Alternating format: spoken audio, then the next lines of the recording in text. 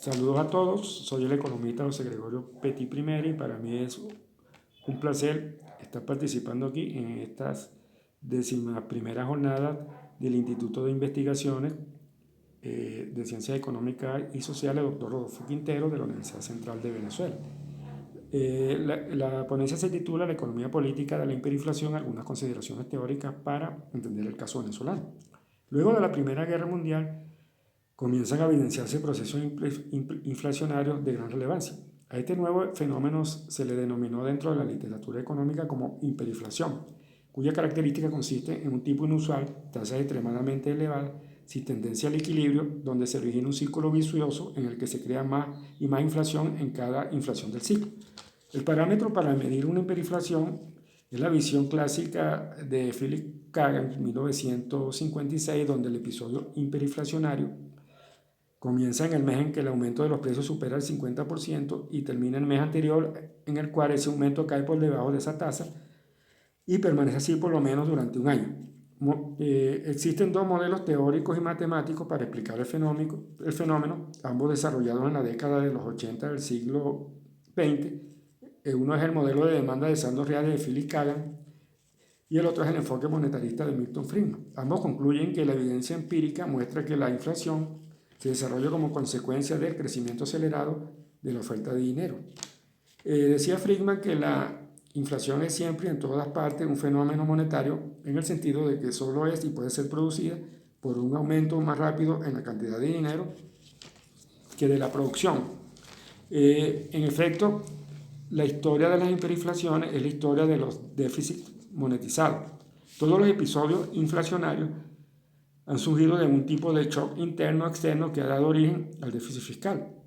Este shock es un conflicto bélico, un problema político grave, la deuda pública, la caída o subida de precio de un producto o artículo principal, las políticas económicas imprudentes, como en el caso del populismo, pero luego de todos estos orígenes ha venido la monetización de los déficits fiscales. En el caso de las hiperinflaciones en los años 80, en la década de los 80 del siglo XX, la gran causante fue las medidas populistas implementadas en los gobiernos de Argentina, Bolivia, Brasil y Perú. A excepción de Nicaragua, fue que la hiperinflación tuvo su raíz en un conflicto bélico. A juicio del profesor Steve Hunt de la Universidad de Johns Hopkins, cuando los gobiernos no pueden usar métodos normales, ¿verdad?, como impuestos, bonos o ingresos de empresas estatales para financiar sus gastos, van a sus bancos centrales para que enciendan las imprentas. Con eso la oferta de dinero aumenta y también la inflación. Las 57 inflaciones que han ocurrido en el mundo han sido causadas de esta manera. ¿Cuál es la consecuencia que genera este fenómeno? Se incrementa la dificultad para costear los bienes y servicios que se consideran básicos. La hiperinflación impone costos a la sociedad y cargas sobre los segmentos más vulnerables, ya que la renta tiende a redistribuirse aún más regresivamente. En una renta que por ya es fuertemente concentrada. La población en general prefiere conservar su riqueza en forma de activos no monetarios o bien en moneda extranjera. El gobierno de la economía hiperinflacionaria tiende a ocultar la tasa de inflación real mediante la colocación de ciertos controles de precios, los cuales suelen traer como consecuencia negativa para los individuos de ese país, como escasez, acaparamiento y mercado negro. Otra consecuencia que genera este fenómeno de la hiperinflación es que el Banco Central expande la oferta monetaria en grandes proporciones. Además, cada cierto tiempo se imprimen billetes con mayor denominación debido a la pérdida de valor de la moneda local. Este hecho ocurre hasta el punto en que es necesario una reconversión monetaria. ¿Cómo detener una hiperinflación? Para detener una hiperinflación se pueden poner en práctica dos programas. Un programa ortodoxo que parte de la idea de que las elevadas tasas de inflación provienen de presiones de demanda. Para ello es necesario la aplicación de políticas fiscales y monetarias contractivas, ¿verdad? Pero para aplicar una política fiscal y monetaria contractiva es necesario la autonomía, que el Banco Central del país en cuestión cuente con autonomía. Es necesario también en este plan de tipo ortodoxo la estabilización de tipo de cambio, ¿verdad? También una reforma monetaria.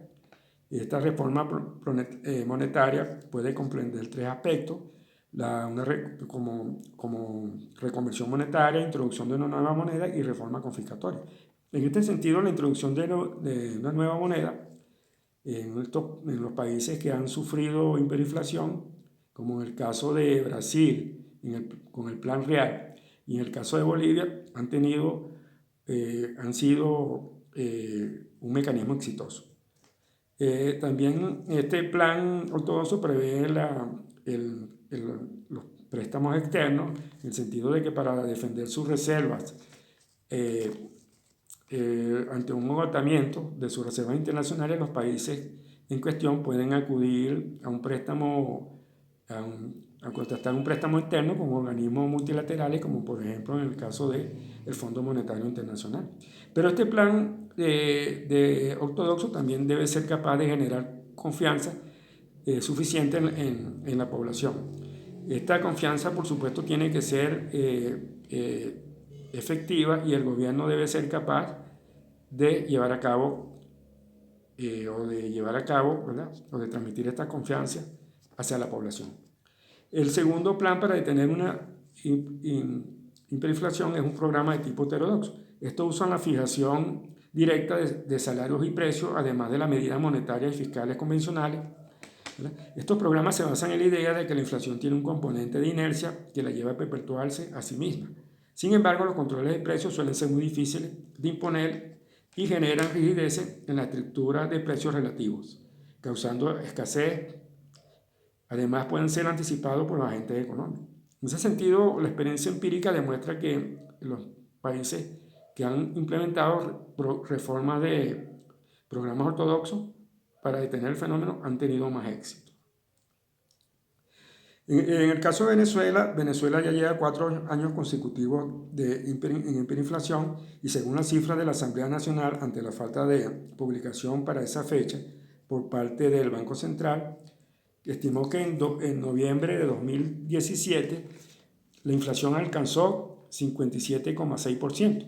Esto convirtió a Venezuela, de acuerdo a la métrica de Kagan, en el segundo país en sufrir hiperinflación en el siglo XXI. El primero fue Zimbabue, entrando con ello en un fenómeno que el mundo creía ya desaparecido. A partir de ese año, el país ya lleva 4 años consecutivos en hiperinflación, bien sea si se toma la cifra de la Asamblea Nacional o del Banco Central. En este caso tomamos la del Banco Central. En 2017 fue 103.033,10%, el 2018 fue 130.060%, el 2019 fue 9.585,50% y 2020 2.955,8%. Asimismo, el registro del BCB indica que la base monetaria en 2020 continuó expandiéndose a una tasa elevada, incrementándose el dinero de alta potencia en 1.134%, lo cual indica un financiamiento monetario del déficit fiscal del gobierno. Aunque la economía venezolana ya lleva 7 años en contracción a partir del 2014, la hiperinflación ha impactado aún más negativamente a la actividad económica a partir de 2017. No obstante, el estado de emergencia decretado por el gobierno nacional en marzo de 2020 debido a la pandemia del COVID-19 agravó aún más la situación. En 2020 el PIB arrojó una caída vertiginosa de 30%. Asimismo, la última medición de ENCOVI registra que la pobreza por la línea del ingreso se ubicó en 96%.